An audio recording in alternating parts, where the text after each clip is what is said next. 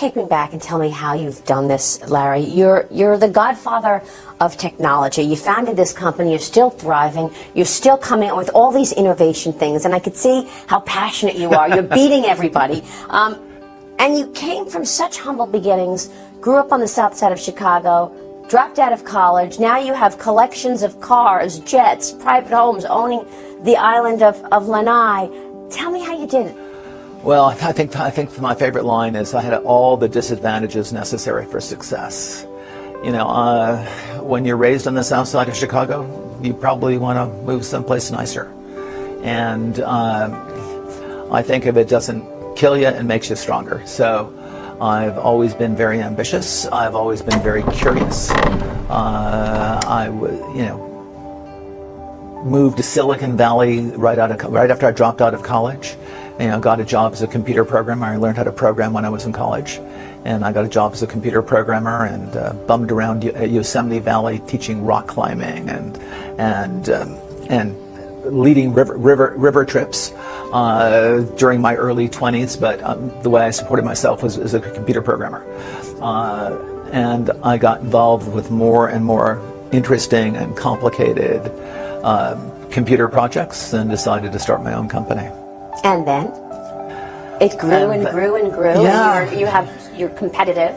Yeah, my original goal when we started Oracle was to build a company of 50 people, people I enjoyed going to work with every day, and people that I respected and enjoyed working with every day.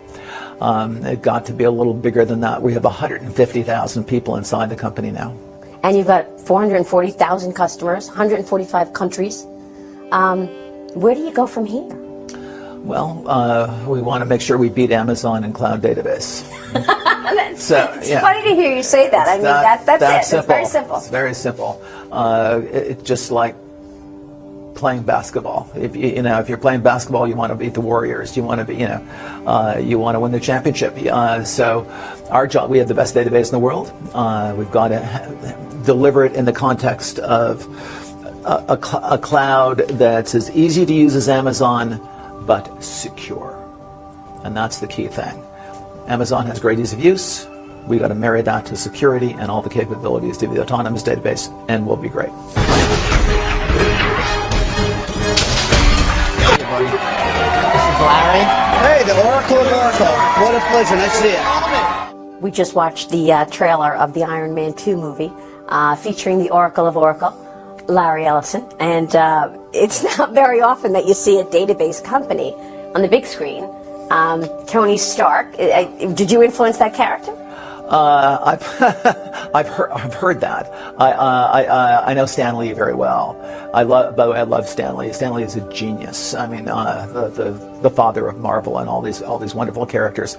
I didn't know Stan Lee as a kid growing up, so I guess Tony Stark was invented before Stan knew me. So I guess not. But you have a fondness, and you love movies, and I know that you've been taking a bigger role at your daughter's production company.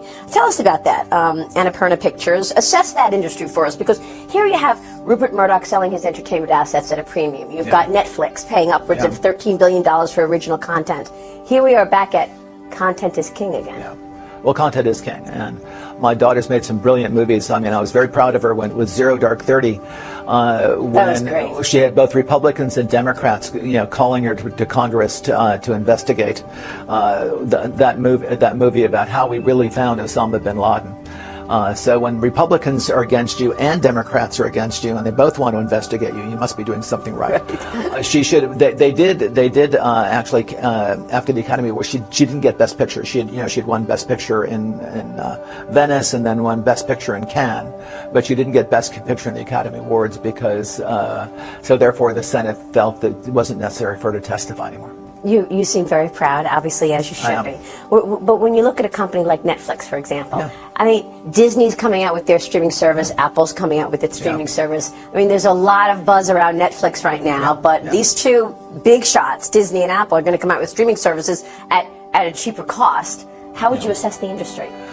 Well, I think Netflix has done did an amazing job. They pioneered that industry, and they're going to have a lot of competitors. Google's doing some phenomenal things in terms of technology for streaming and game streaming. I think think you'll see a bunch of people in that industry, but in the end, great characters and great content win.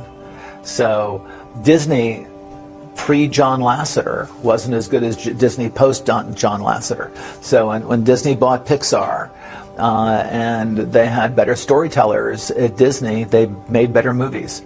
So it gets down to individual artists and individual storytellers, and as big and powerful and wonderfully run as Disney is, and obviously they're one of the, 2-3 top brands on the planet Earth, it's still going to be individuals like John Lasseter and James Cameron who make great pictures. Artists make pictures. That's why that's a must get.